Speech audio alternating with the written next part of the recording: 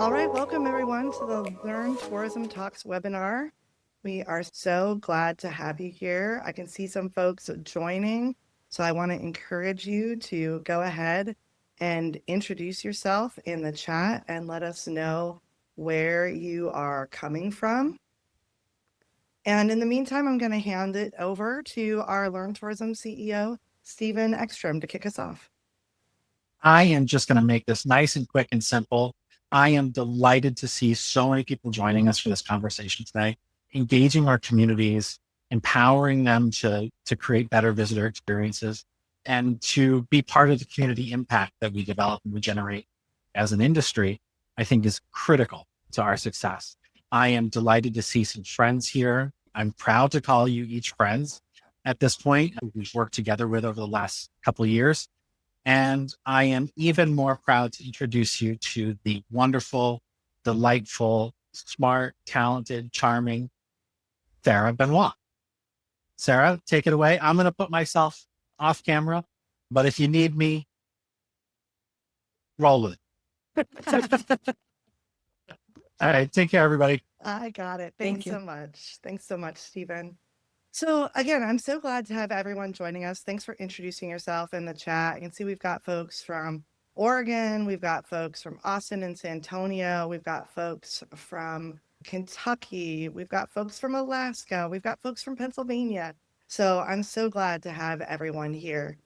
The purpose of our session today is really to talk about tourism ambassador programs, how to build them, how to launch them, how to manage them, which I'm really excited to talk about. It's something I think our whole team is really passionate about, especially when it comes to just community building and how we really connect with folks.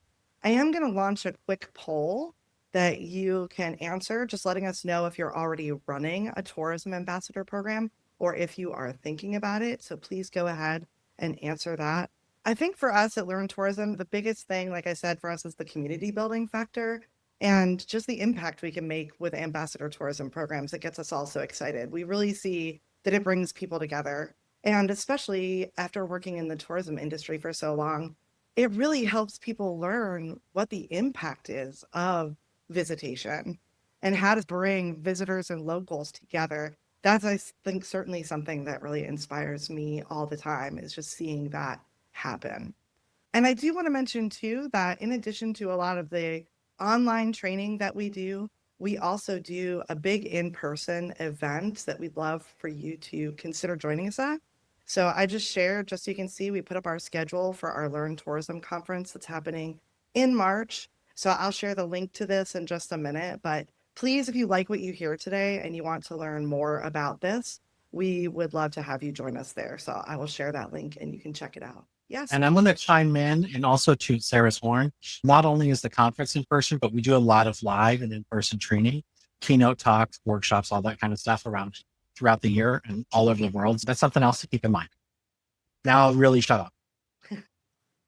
Yeah. And the reason I just wanted to mention that is because I think tourism ambassador programs, what we've really discovered over time is that it really is about learning together. If we can put everybody on the learning path together, that is a way to bring lots of different types of people together, right? And so that's where our commitment to that sort of learning first, education first is really valuable.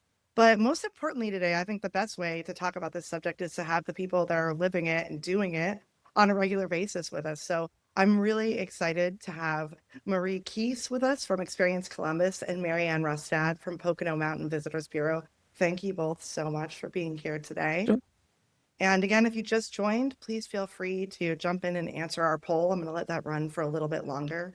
But I'm going to start out by just letting both Marianne and Marie kind of introduce themselves. So if you guys could both just say your name, what's your role at your organization? And then do you know what inspired your team to create your ambassador program? And Marie, if you'd like to jump in and kick us off, that'd be great. Absolutely. Marie Kuess. I am the senior program manager for our destination experience department. So a lot of my role is activating passionate residents to help tell that Columbus story and to provide a great visitor experience. And that was the real main goal and desire when creating a program like our Experience Plus Insider program. We'll really see that quality visitor experience is something that's going to make it the biggest impact on visitor spending. If visitors are coming back, how they feel about the city. So as many residents as we can reach with our training program and our resources, the better. So that's the main goal really of ours. Awesome. What about you, Marianne? Sure. My name is Marianne Rustad, and I'm the Education and Community Coordinator with the Pocono Mountain Visitors Bureau.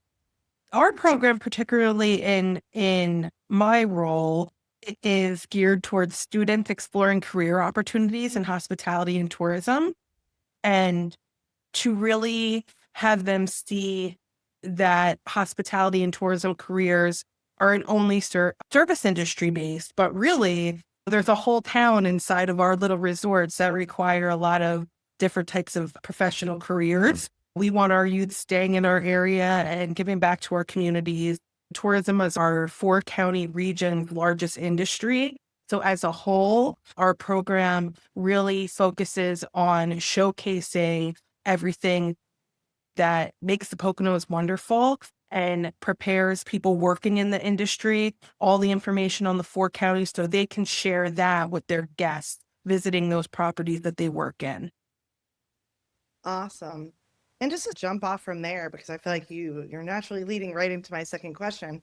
When you think about what motivated you to start the programs, where is that at today? Is it still the same goals? Like you're continuing to focus on that goal? Are there other things, other new goals that have come up since? Are you asking me? Yeah, sure. Oh my goodness. I'm sorry. Is this leading into our group question 1? I don't want to jump ahead. Okay. I think for step 1, it was definitely to inform. And now that we've hit a certain level where over 900 accounts have been made, we're informing, we're out there. Now we're getting our thoughts around what's next. Not only is it coming from our staff, but it's coming from our certified ambassadors. They learned a lot more than they thought they would in the ambassador class. They see what's only 2 counties away. What's next? Can we go there? Can we do an outing? Can we have ambassador meetup? So they're really helping us determine what those next steps are in the ambassador program. So the first step was to inform, which I feel like we've accomplished, but now it's what's module 2 look like? And it's more of an engagement piece. Awesome. And what about you, Marie? Same question. Yeah, very similar. As I stated before, our goal really is to help raise that visitor experience quality with every interaction that a visitor coming to Columbus has. To this date, we've had almost 1,500 insiders go through our online program, and they've learned a ton through that, but we also keep them engaged through monthly events, through tickets to local performances and newsletters. So our main goal hasn't shifted into create that kind of core group of Columbus champions that are out there telling Columbus's story, and people that are in the hospitality industry that have the resources that they need through this program to do. But some really cool things have happened because of it. We've been able to help bolster small businesses that are looking to connect with tourists. We bring our insiders in so they can experience it and they can tell visitors coming to the area what's going on. And then, of course, reaching out to those who are considering a job in the hospitality field, much what Marianne does. We offer this class for students at our hospitality schools to get them involved, show them what the hospitality industry looks like in Columbus and what different opportunities are available, and provide that group that they can network with when they're looking for jobs post-graduation. Awesome. And let's continue to the second question, Marie. If you could just keep on that same train of thought. I'm curious, when you are talking to the folks that are in your insider program, the people who have graduated and are participating, what are they saying is like the most exciting thing for them, or the biggest positive impact they've experienced? They love, and we just actually did our annual survey to ask this question, so this is perfect timing. They really love learning more about Columbus and a lot of things that they didn't know about the city, and fun facts they didn't know about the city, experiences they wouldn't have access to otherwise. We try to provide a lot of free or deeply discounted things to do, especially for those who are just getting started out in the industry that don't have all of the funds to go out and experience everything. So they have the opportunity to attend those events, to volunteer and connect with industry professionals. And that's been a really positive thing that we've seen. The other thing that gets mentioned a lot is how excited they are to have this information when they are talking to visitors, so that they know they have that kind of baseline knowledge, so they can pull out a restaurant map, pull out our visitor guide, and show people where they can find information. So that's been a really great thing that we have seen from our insiders. And then also we've seen a big increase in employers around the area that want to send their people through the program. We always say this is a community program. It's not just an Experience Columbus program. So and we really are seeing a lot of community buy-in through our industry partners, like our convention center, airport, area attractions, hotels. So that's been really wonderful to see. They see that benefit and impact of the training for those positive guest experiences. That's awesome. And Marianne, you said people felt like they've learned more than they expected. So what else have you heard from them about just the benefit of the training for them and being a part of your program? Yeah. So as far as the communities in the Poconos, the program kind of served as a connecting piece. If you're sprawled out across 4 counties, Carbon being on one county, Pike being in the other side, it didn't feel so far away when they're looking at following the program, following the county. Oh, okay. I live in Carbon, but if I wanted to go to the Dorflinger Glass Museum, I only have to drive an hour and a half and I could spend the day in Bonesdale. It's not that far. The Poconos they're more attainable. So I think having 4 separate counties, people living in each county might not necessarily explore, but when they see the ambassador program, they feel compelled to explore. Yeah. Yeah, that's one of the things that I think is most exciting when I'm working with different destinations is I've worked with a few destinations where they're like spread out over multiple counties and there's multiple towns involved. And you might live right up the street from a town. You might be 20 or 30 minutes away, but you've never really been there. So you didn't know you had all these things you could do to keep people in your region. Yeah. I didn't know. We hear that all the time. I didn't know. Yeah. Yeah. So I can see other folks have joined. I just want to remind everybody, if you have questions, you can drop them in the Q&A. You can also put them in the chat. And actually, we've got a question here from Amanda that I want to answer real quick. How long ago did each city launch their program? And did you create your own curriculum? And how many people certified in the first year? We're going to talk about that in more detail, but do you want to just share that really quick, Marie, if you want to jump in? No, you guys. Yeah, ours is a little weird. So we had an ambassador program for about 9 years before we created the Experience Columbus Insider program. Functioned somewhat similarly, but not as Columbus focused. We ended up bringing our program in-house and launched it in May of 2023. So we've been doing this for several years. Still, that kind of creation of content was probably one of the hardest aspects of creating your own course. What do you tell visitors? Because there's so much information. What kind of things do you need to focus on? We created all of our own content with the help of a lot of our partners and with the help of freelance writers. It's been a labor of love, but really seeing the benefit from it. Yeah, and do you know how many folks you certified the first year that you did it? The first year, yes, it was in between 700 and 800 that was certified the first year. And again, we had people who were involved in a similar program before. Yeah, awesome. Marianne, anything you want to share about that? I can share. I am fairly new to this organization, so I wasn't here at the creation of it. So our ambassador program was created in October of 2023. When I started this past March, we had about 400, I want to say 430 accounts made. And within the last year, we bumped that up to 932 this past year. So we added another 400 plus. Awesome. Awesome. Yeah, I think it's to me, it's amazing just when it comes to the programs. People don't often realize like it's a long process, right? To like from beginning to wherever you are now. It's like it's evolving all the time. And I think one of the things about curriculum that I think is important, and I am a little biased because I work for Learn Tourism and this is our sort of sweet spot. Every destination has a lot to share. And not only do you have to figure out how to organize that information so it's really digestible and people are actually going to learn from the information, but you actually have to also start to understand instructional design and actually different learning styles that you're going to bring people from all across your community. And actually, the best way for them to learn might be different ways. That's where I think you go from kind of here's the structure or the outline of what we're training people to do. And then you go basically into, okay, how do we put this together and present it, not just in a way where it makes sense, but we know people are going to retain it. They're going to share it. They're actually going to apply it when they go to work later. And so that's where I think Learn Tourism, that's been our goal, is to really understand those learning styles and to work with technology that can help support people across those learning styles. Because it's just, you don't really realize it till you're in it. Oh, there's so many different ways people are going to receive this information and understand it. Because some people love to read and some people hate it. Some people want to watch Right. videos, some people don't. Some people really need a pop quiz.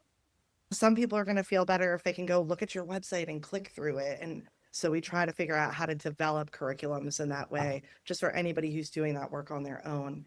And Wendy, I see your other question. I'm going to hold off on that till we get a little bit closer to the end. And then Jody has a great question here. Are the programs offered in person and online? Just if you guys want to quickly answer that. Our ambassador program is housed on, it's available online whenever anybody wants to take it. We are hosting our first, it's called, I guess you could call it a group walking a big group through the ambassador program. So we'll be certifying about 50 people at one time. And that's with some high school students on a business behind the scene program. We're utilizing our ambassador program a lot within the high schools.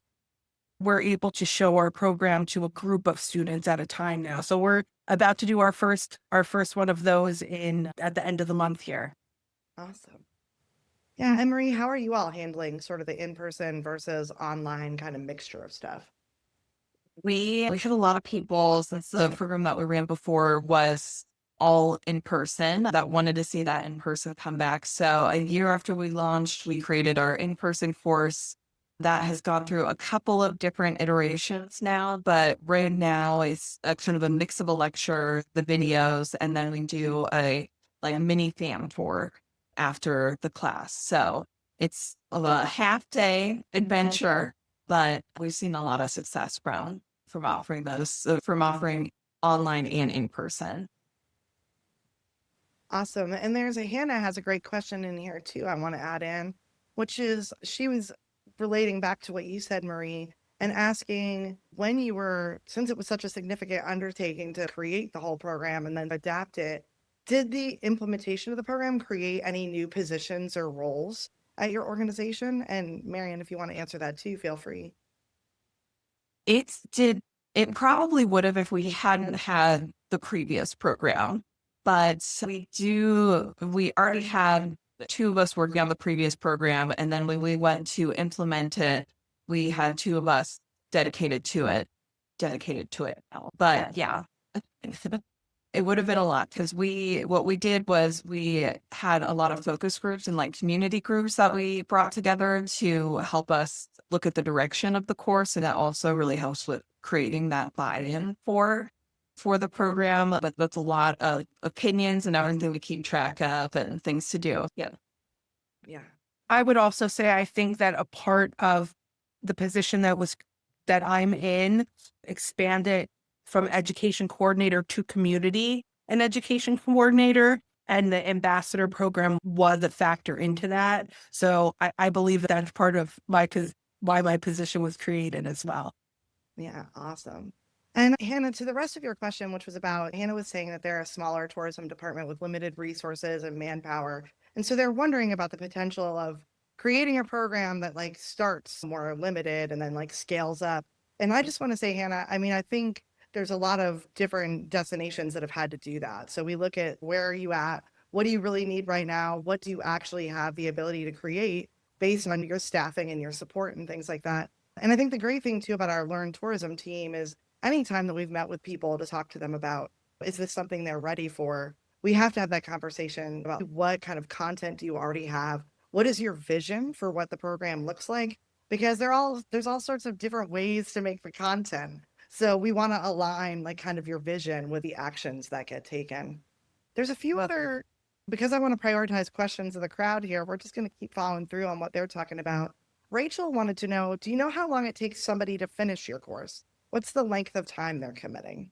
And you can just jump in, whoever wants to. Our course is 20 minutes and most of it is visual. It's a visual video course.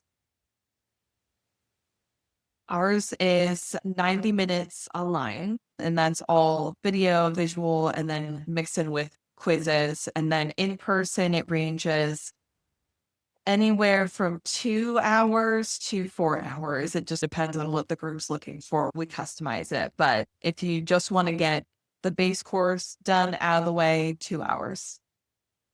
Awesome. And then Travis was asking, when you guys are talking about certifying your ambassadors, is that sort of a certification your DMO or CDB has created yourself, or is there somewhere else that certification comes from?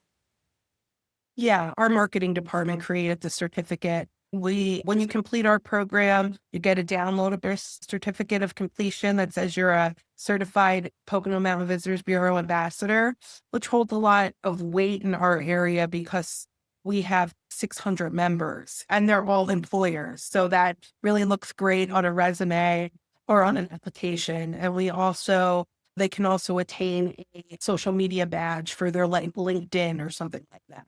Yeah. What about you, Marie, with the insiders? We're very similar. Our organization created that certification. We have the certificate, you get a pin, and we do have like an employer logo that you can add, our logo, and that kind of stuff. That's how we recognize the certification. And then we have an acronym ECI for Experience Columbus Insider. They can add that to their LinkedIn profiles, resume, that kind of stuff when they're using their sign off. Yeah, and one thing I'll add too to that question is, or those responses, is that Learn Tourism, one of the things we've really focused on is making sure that when people get their certificates, especially as part of like frontline training, Marianne, you were saying, and Marie, about, this is something people can be proud of. It can be something that goes on their resume or the application. It's a way for them to engage employers in a different way. Our goal was really to use good technology and have a really clear format for understanding, did people complete things? Did they also in the program, were they able to demonstrate that they understood what they learned, put it into practice, all of that, so that when we get that certificate automatically at the end, it's because you've actually satisfied some really clear steps. And I think those steps really have to be, if we care about learning, that you didn't just hear the information, but you actually retain the information. And then you were able to take that information and give it back to us in some way, which means then you're going to be able to go to work and really employ what you're learning and utilize it to your benefit, which is great. It looks like Travel Juno was asking a question too. Wait, let me make sure I'm not missing. Oh, Connie's up here first. So Connie was asking, when it comes to free or discounted kind of programs, are you limiting the numbers of who you let into your program in some way? Or like you're working with partners, are they just allowed to send anybody to participate? Or are there any types of limitations around that? And our program is free and doesn't have any limitations. So we actually charge for a program, and this covers, because we have implemented a 2-year membership after, that gives them access to free events and that kind of stuff. We charge $39 for the online course and then $49 for in person. And that really just covers the cost of that and all the benefits that they get after that. So we try to keep it pretty reasonable. We do have a student rate too at $20. But yeah, we do charge, and it's unlimited. Whoever wants to send their people through, as long as they pay the per person fee and go through.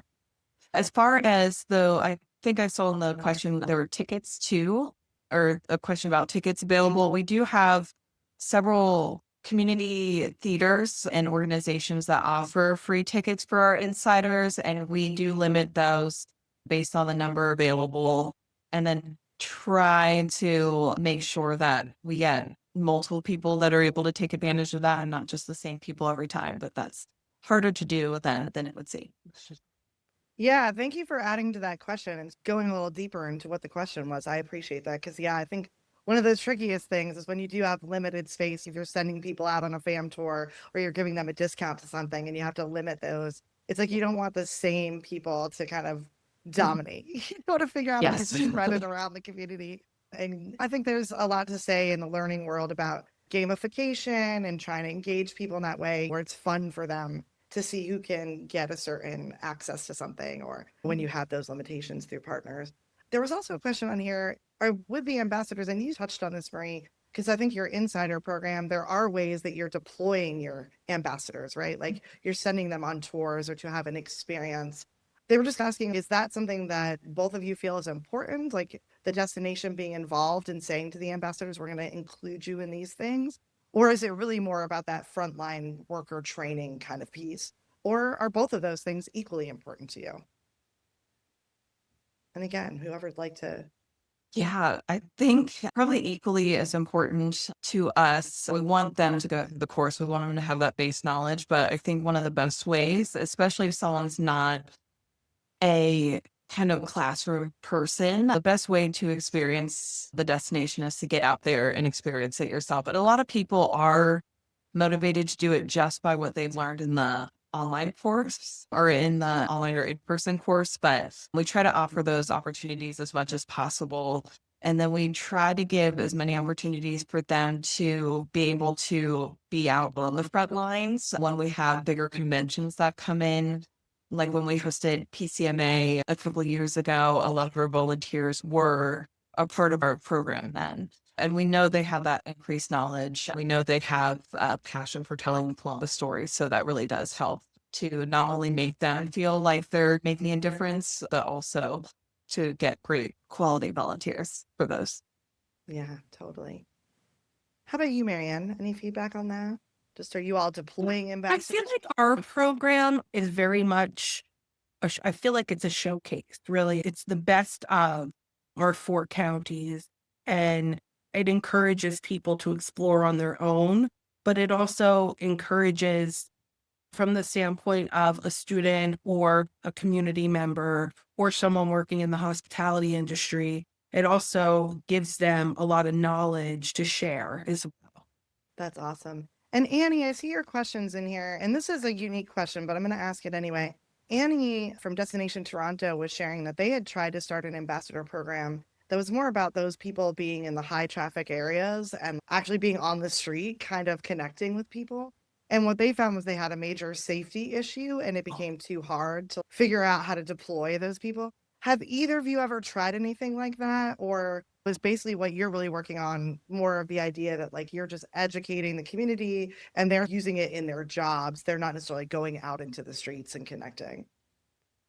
Yeah, we have in our second module that we'll be working on, we had requests from ambassadors who are certified, as I mentioned before, to say, okay, can we do meetups? Can we explore this town together? They want to meet each other within the ambassador community, but we don't really have anybody out just on the street for the ambassador program. Yeah, totally.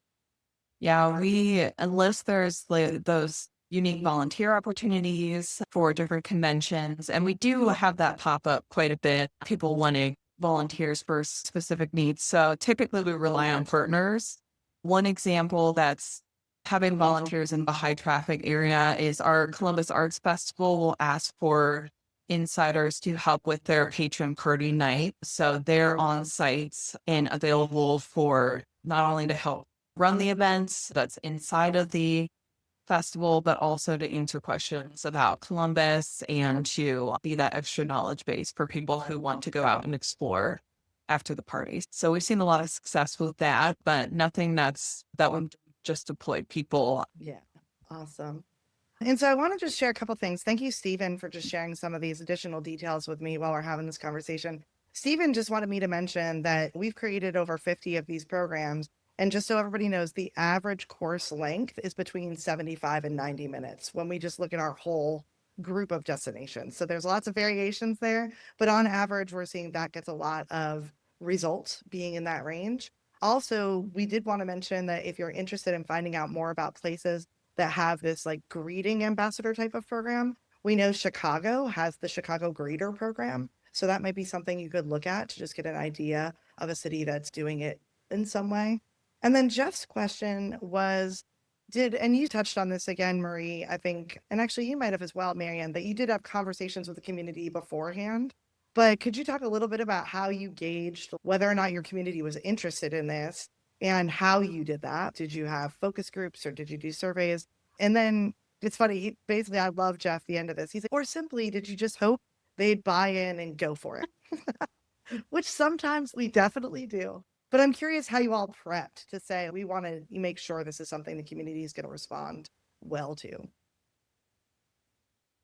I can't really answer what was done in the creation of this because I wasn't here, but I can say that currently, since past March, we showcase this to continue to get engagement. We showcase the ambassador program at every career fair, at every community festival, at every school career exploration. So we put it front and center and we're engaging that way. As far as the research that was done prior to developing the program, I'll have to find that out because I'm interested in that as well. Yeah. I can't quite say what we did as well for our original program as far as how we identified that need, but I know when we were creating the Experience Glimpse Insider program, there definitely was that need to have kind of a training program that goes over all the resources, especially we launched it a little bit after COVID. Turnover was really high. Rates needing this kind of information all in one spot. That was something that was definitely needed in our hospitality industry. So what we did was we leaned a lot on, we pulled together a group of guest service or guest experience managers and directors at some of our larger attractions, convention center, airport, all that kind of hotels, restaurants, all that sort of people that live under the hospitality umbrella, because they are really the people who are going to be championing the program in their organizations. So we brought that group together to help create the program, to create that buy-in for it. And then, of course, tapping into our board and our board members to talk about how important this is. It feels slow going at the start, even though we did have a lot of success in our first year. But 3 years in, we're really seeing the chaos from all of those community conversations and getting the community involved and seeing the value of this, because it has become a staple of the hospitality industry here. So very exciting. That's awesome. And I will mention, Jeff, too, that one of the things I know we really work on in Learn Tourism when we're helping destinations with their curriculum is looking at, yes, have you done any surveying? Have you reached out? Do you understand where the community's at? But also we can build the curriculum in a way where you actually get some of that feedback out of the gate. Like when people sign up, we can have them complete a little bit of information about themselves, and we can take the temperature on things at the beginning of the course, and then we can take that temperature again at the end. And that can look like a lot of different things when it comes to what data we're collecting. But it's been amazing to me to see how we can really track and find, like, we really built confidence for these people, or we really took them from feeling like this wasn't that important to it is really important and relevant to their life. So it's cool that in the process of these programs, you can gather data beforehand, but you can also, like, with the right technology, you can gather the data literally while the program is happening, and you can understand how people are learning. You can get more information about their perspective about different aspects of things. And I think that's a key thing to work into your curriculum as well. And that's something, again, our whole team, we're constantly looking at all the different ways destinations are doing things and then figuring out, like, where are we seeing there is consistent success. So following those best practices is really valuable. Karen had a great question. Do either like what your age demographics are for your program as far as completion or who's been involved? That's so interesting. That's an interesting question because I'm when I started last year and I was at different job fairs, career fairs, each county had such different demographics. It was pretty wild. And it's really across the board. We have very young people taking the course to do a career exploration, And then we have retired people moving to the Poconos from the larger cities looking for part-time work. And in fact, we hired some ambassadors for our visitor centers, retired teachers, retired that really just want to be plugged into the community. I can't say that there's exactly one stronger demographic in the way that we use the ambassador program. It's really both ends here. What about you all, Marie? Same, very similar. I would say we do have a pretty large group of those retirees, which they're our most passionate insiders. So I love having them involved in the program. But of course, we still have a huge group of people who are working professionals in the hospitality industry. We are starting to tap in more to those colleges and high schools and universities. So I would say that's probably our lowest number. We have more of the people who are currently working in the industry right now and retired and just interested. Awesome. And Hannah has a great question. I'm going to answer it, but then both of you can chime in if you have anything you want to add. The question is, does the certification come with any take-home resources that tourism operators can draw from when interacting with visitors that have specific questions? Or is it more just giving them the tools to seek those resources for themselves to improve the experience of the patrons and the guests? And so, Hannah, I just wanted to answer that and say really quickly, it depends on what kind of curriculum you're envisioning. But certainly with the clients that I work with, there are a ton of destinations where there's absolutely take-home resources. They're getting everything from trained on how to better understand the DMO website. They might be getting more information about blogs that are available out there or YouTube channels that are available out there. They're getting usually some type of information about the social media that's available. And then our technology, again, allows every destination to create downloadable things they can take away and share, like all sorts of stuff that if you want to set up the learner so that they don't have to Google things, they don't have to actually go on the internet and search for the answer. And this can be as simple as really giving them a chance to have a lesson where they go through your event calendar on your website and learn about it. Or maybe they go and take a look at this area of your website. Or like I said, you give them the visitor guide that they can just keep on their phone or keep on whatever device they're using and actually access that stuff. Do you all have anything else to add around, are there takeaways that you really want people to have, or is it focused on your website? That's just an overview because I know I work with many different places, but how are you all handling it? Yeah, go ahead, Marie. Same as what you said, Sarah. There's one thing that we have added recently, and this was actually a recommendation from one of our insiders. It's a cheat sheet that we update each quarter, and it includes stats about Columbus, like 15th largest city, fastest growing in Ohio, that kind of stuff. So more demographic information, upcoming events for that quarter, and then recent accolades that people can throw out. So if they're giving a tour or if they're talking to someone, they have that quick information. But again, all of our stuff is available through and can be downloaded through the portal. Awesome. Hey, everyone. Thanks for all these great questions. I really appreciate it. I want to get back to a couple individual questions as we're wrapping up. And the first one's going to be for Marie. You've talked about how like you all had one program kind of in place and then that shifted and then you had another kind of shift later on. I'm just curious to know when it comes to iterating on your program, having it evolve and change over time, are there any like key lessons you've learned? Because you all have done such a great job in Columbus of actually recruiting and engaging people and even getting them to pay for the program. Like, what are the top things where you're like, this was really important for us to get, or this was like a key thing we all had to understand as we went through those changes? Yes, definitely. It's thankfully like with our previous program, that was a paid program too. So it wasn't one thing where we're like, okay, now you have to pay for this. So that kind of expectation was already there.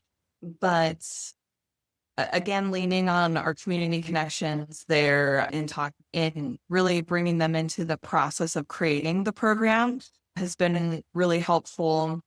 Reaching out to our insiders to see what they think is important from the program. And a lot of them really love the membership that we do afterwards that give them access to those events. But what we're really excited about in the future, because we initially created the Experience Columbus Insider program by ourselves, which again, huge daunting task. And that was mostly my boss, Michelle. So I don't want to take her or steal her thunder.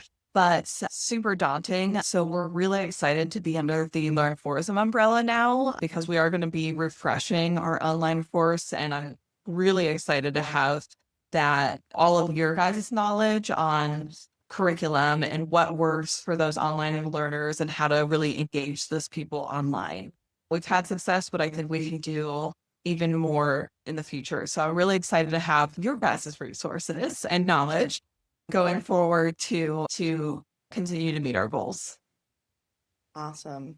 And then Marianne, you touched on it earlier. One of the things that's been most exciting to me about the Pocono Mountains program is that you brought people from 4 counties, from all sorts of different communities, wide range of visitor experiences and all of that. I'm curious if you could share with everyone when it comes to like, where did everybody unite? Was there like a part of the shared identity that everybody could get behind, or were there certain things just that really where you were like, this is where everybody gets on the same page? Have you been able to identify what those things are? I think where everybody can really identify actually is what makes each county so unique. They each bring something unique to the table, but it's all under this beautiful this beautiful location with all these natural resources.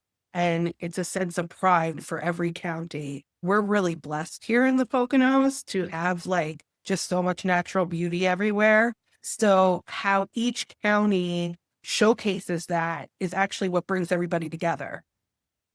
Yeah, that's awesome. So as we're wrapping up, I just want to say one thing to everyone. First of all, again, thank you for all these great questions. It's really exciting to me when everybody gets into the chat and into the Q&A and starts dropping questions in there. I'm always willing to shift from my original plan so we can talk about what really matters to y'all. To Marie and Marianne, thank you for just being amazing and rapid fire answering a lot of questions that weren't in the agenda. I super appreciate that because, again, it's all about really helping people understand the most important things. Some of you may have seen that Andrew Moore was supposed to be joining us today from Travel Portland. He had a personal emergency and couldn't be here. But the awesome thing is, Stephen had done a podcast interview with him. He shared some of the insights from the Travel Portland program. So when I send you the recording and the other resources on tomorrow, you should have those in your inbox. I will put on the page that you got Andrew's short 4-minute kind of interview where he shares what's going on in Travel Portland. I highly suggest that you listen to it. They have the Rose City Certified program out there. It's really cool what they've been able to do. And I just think he shares a lot of the insights. So I'll definitely send that to you along with the recording. We have just a couple minutes, but I wanted to end with one quick question to both of you. And we'll start with you, Marianne. Do you have sort of one piece of advice for the folks? Because when we look at that poll, there's probably about 40 to 50% of the people who have not created a program yet, but they are thinking about it. Do you have one piece of advice for those people that are thinking about creating a program? If they're going to get started soon, what should they be thinking about? I think you should be thinking about the people taking the program more than just think about the program. Think about the people. Like, what can a person taking the program walk away with? Start there and then develop your program around that. Awesome. And Marie, any final thoughts on just those folks who want to create a program? Yeah, definitely. I've mentioned this a couple of times, but bring in your guest service specialists that are in the hospitality community to help create that buy-in and to get them on board with the program and what they wish their frontline staff would be or knowledgeable in and what resources they want their staff to have. It's really helpful.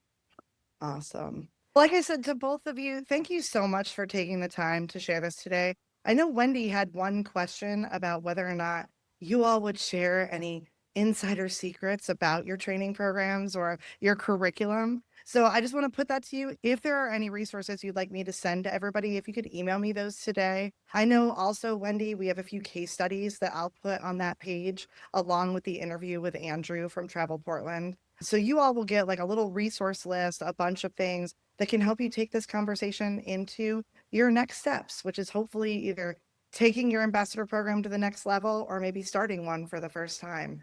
But in the meantime, I really appreciate everybody taking time this first week into the new year to spend with us learning. And again, just a reminder, we'd love to see you in March in Richmond, Virginia at the Learn Tourism Conference. But thank you all again, and I will send out all of that information tomorrow, and have a great rest of your first week of the new year back in the office. Thank you so much. Thank you. Thank you all. Have a great rest of your day. Happy New Year.